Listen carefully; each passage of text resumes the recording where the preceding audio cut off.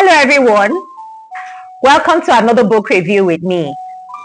Today I'm going to be talking about a group of books, picture books, and why I would encourage us as parents to buy picture books for our children and let them read away.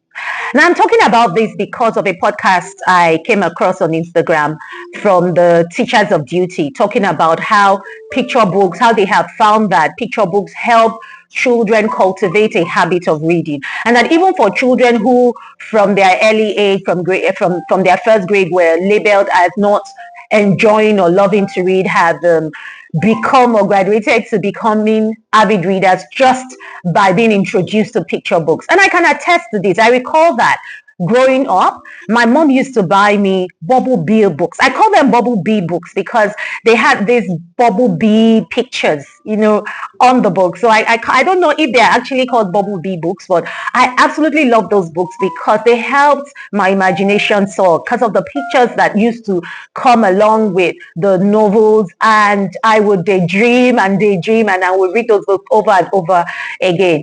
Aside from the enigmatings of course, the other books that she used to buy, I particularly remember those books. Those ones were more memorable for me.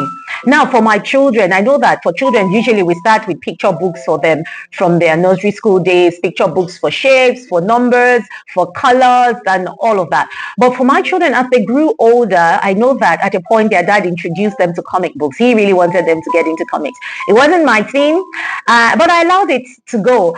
And then when we started seeing picture books like the Wimpy Kids area, the Wimpy Kid, Big Nate, Dogman, I found, because I'll take them to the bookshelf sometimes, and I saw that they were gravitating towards those books. The ones that I would buy for them, the enigmatic ones, they were not interested in those ones.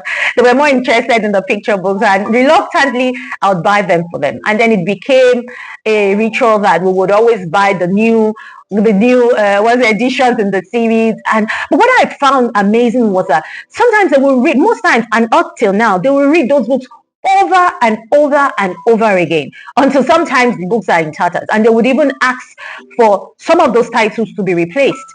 Because I don't know, and then they fight over it sometimes, and they have them everywhere in the house. They have them in the car, they have them even in the toilets. They enjoy reading those books. But I find that it also helps to improve their vocabulary, their grammar, their worldview. So yeah, what's not to like? So I totally encourage parents to, don't say that they are picture books and all they do is look at pictures. No, they're not just picture books. There are lots of stories, words, grammar that they are learning. It's allowing their imagination. So please, by all means, consider getting your children picture books. Don't limit them to just the way we all learn differently. But I find that all of them, even the one who doesn't particularly read as much as the others, also reads because of the picture books. And now that he's much older, he reads more of the anime, but his younger ones still, they still read all the works. So I'm going to be showing you some of them, some of these picture books I talk about. So we have the Tom Gates series. You can see the pictures and the words. We have the middle school, because as they grow older, then they gravitate towards books with lesser pictures and more character, more volume. We have the Amelia Bedelia. Yes, for my daughter, she enjoys this. Then we have the Big Nate series. You can see the inside. And you have, of course, the Dog Diaries, where actually a lot of us know about Dog Diaries. And this is currently my daughter's favorite. She talks so much. She talks a lot about Paris these days, and she's so fascinated, by Paris and all of that, just based off of reading the book. And then we have the Treehouse Tales, the series of the Treehouse Tales. They also enjoy this.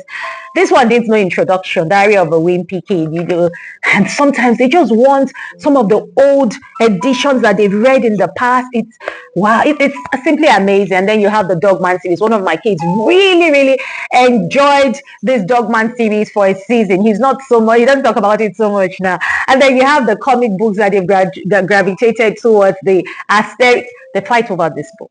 They fight over it. I think we have about 4 or 5 of them, and they fight over it still.